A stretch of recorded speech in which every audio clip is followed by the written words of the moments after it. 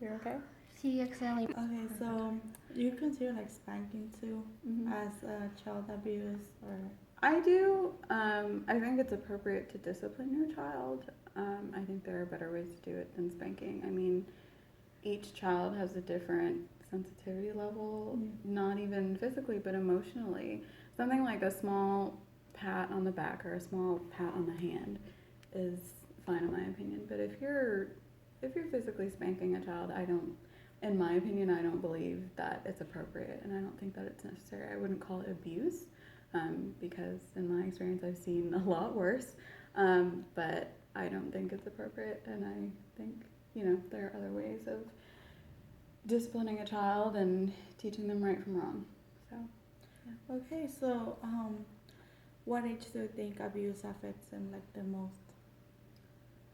Is that like on every age? That's hard to say because it's not affecting the most, it's in the way that it affects the child. If a child is abused as a baby, they may not remember it, but a lot of times their mental health and their physical health is often compromised and affected because of that. If you're a toddler, you can't always articulate and say, hey, this is going on with me. I have a lot, in my experience working with Child Protective Services, a lot of toddlers that I had didn't know how to tell me, what was going on. So they would act out, they would bite, they would cry all the time. It was very sad. With children and teens, it affects them. I see a lot of anger, and especially in a lot of teenagers that are being abused. So it affects everybody in a different way, but it all across the board, depending on the severity of the abuse, affects the child immensely. I mean, for the rest of their life. Okay. I have a question. So what happens like after the kids get taken away by CPS? When they get abused, what happens to a lot of them? Like, what kind of places do they go? Just like.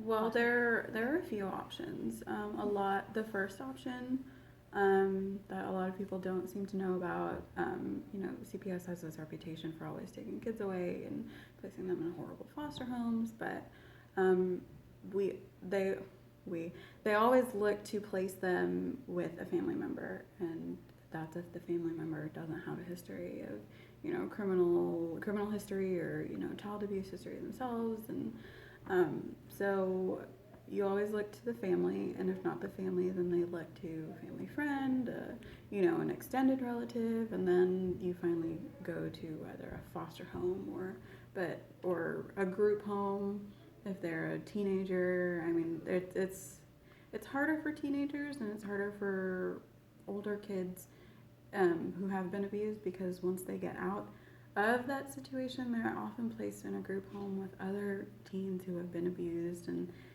it's harder for them to sort of have to deal with that change. But oftentimes you're placed if you're not placed with family, you're placed in a foster home. And if your family, does everything that they're supposed to, if it wasn't a serious situation, or if they realize, hey, I have to get my stuff together, they're often placed back with their family. If not, then they either age out of foster care, which means they turn, 18 and they, go on their own, or they get adopted. So, Okay, so do you think child abuse when it's not reported on time, or like parents sometimes they don't go to jail? Do you think they all should go to jail, or it just depends on the case? I don't think they should all go to jail. I think it depends on the case. A lot of people think that abusers and perpetrators, that they're these horrible, sick people that should be thrown in jail. And a lot of times these people are, they're often victims of child abuse themselves. A lot of people who are parents and who abuse their child, they were often abused as a child by their parents, so that's what they know. Or they're in a relationship that is abusive, and that spouse is abusing them, and therefore, or the spouse is abusing the child and abusing them, so that parent can't do anything to protect the child. And oftentimes that is there those parents are labeled as the abuser as well, because I mean, you were there, but you know, you didn't do anything. Yeah. I think the common misconception with parents that are labeled as abusers is that they're horrible people, and a lot of times they just need guidance and somebody to talk to, and that's often a cry for help. I mean, there are those parents who are just really sick people and really sick individuals, and